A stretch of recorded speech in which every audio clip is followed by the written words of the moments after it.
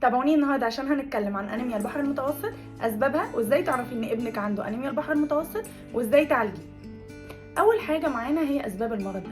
اسباب المرض ده ان النخاع العظمي بيكون غير قادر على تكوين الهيموجلوبين اللي موجود في كرات الدم الحمراء بصوره صحيحه، فبالتالي كرات الدم الحمراء بتبقى هشه وعرضه انها تتكسر بسرعه.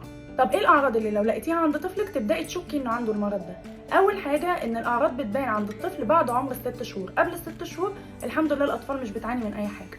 بعد ال6 شهور الطفل بيبدا يصفر، بيبدا يزيد ضربات قلبه، بيبدا يتعب بسهوله، بيبدا يصدع، بيبدا يعيط كتير، بيبدا كمان ان عظام الجبهه والخد تبرز لبره، بيبقى اسمه مونجلويد فيتشر. بيبدا كمان ان بطنه تبرز لبره وتبقى كبيره، وده بسبب كبر حجم الطحال من كتر ما بيكسر كرات الدم جوه.